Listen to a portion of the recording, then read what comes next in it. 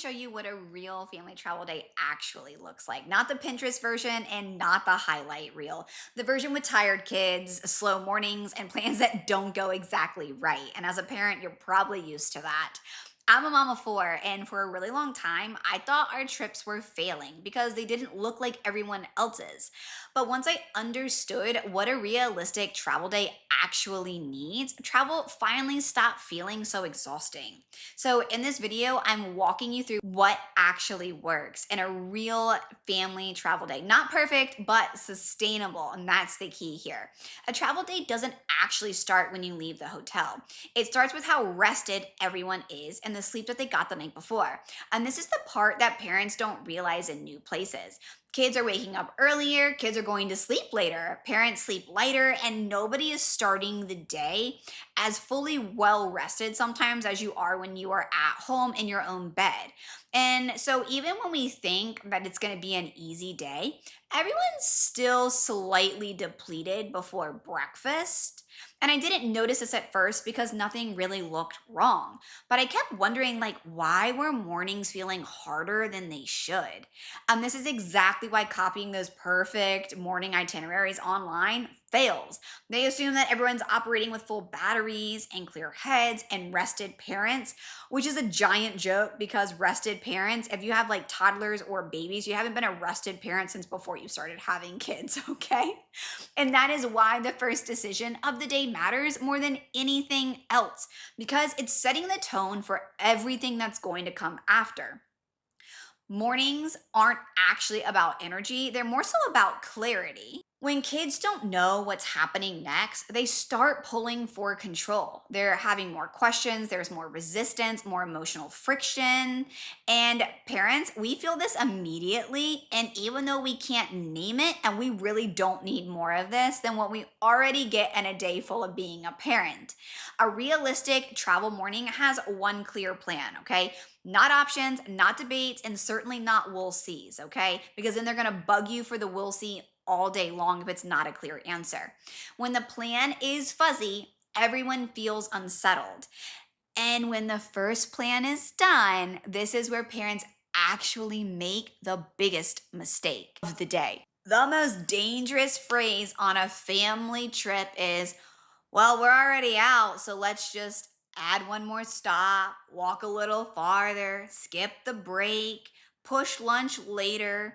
Each decision it's on its own feels harmless, but they stack up quietly on top of one another. Nothing's going to break immediately, but your days just start to feel heavier, and the cost of it all doesn't really show up until much later. And then all of a sudden, everyone's feeling done, but nobody really knows why. It's like planting seeds in a garden, right? You're not going to turn around and as soon as you plant the seeds, you have flowers and vegetables everywhere. No, you got to water them, you got to get some sun, and that's what's happening. All these decisions stacking on each other. You're planting seeds, and then all of a sudden, you've got your crops that are grown. So, do you want your good crops or you want your bad crops? You're gonna reap what you sow. So, here's what actually is draining the kids. Most parents never actually hear this. It's the waiting without context. It's your standing still. It's the transitions with no rest. It's hunger layered on top of loads of extra stimulation, feeling rushed without knowing why. Kids aren't tired alone from their activities, they're tired from everything else around it. And this is why kids melt down on days that were supposed to be easy. And this is exactly why afternoons feel so unpredictable, even when nothing went wrong. Afternoons don't need more plans, they need better boundaries. Like the same location every afternoon, like limited choices, like predictable rhythms, such as maybe it's the pool, maybe it's the same park, maybe it's everybody going back into the hotel room for some quick cartoon or a movie time or a rest nap time, or maybe it's the same cafe with some juice and a cup of coffee or a tea. But what you want to avoid is from bouncing from place to place and different things, and where it's rushed and you don't have a plan, just like in your mornings, okay? In the mornings, you're gonna have your plan, your one main activity, but you're still bouncing from place to place. So in the afternoon, you don't wanna mimic that same fast pace. You wanna have a slower rhythm with your flexible block, okay? Because that is so important for traveling with kids. So when your environment stops changing, your kids are finally able to calm down. And this is the part that a lot of parents skip because it doesn't photograph well, but it's actually what's saving your day. This is exactly how I help parents structure their days inside of my stress free family travel course. So afternoons stop feeling fragile and reactive. And then we hit the hardest part of the day, evenings. Evenings are not falling apart because of food, they fall apart because parents are feeling empty. Everyone needs directions at night, and when parents are depleted, leading feels impossible. There is a saying that I heard when I was a young mom that says, the hardest time to parent is when you're tired. And boy, is that true. There has never been more truth to a parenting line than that one.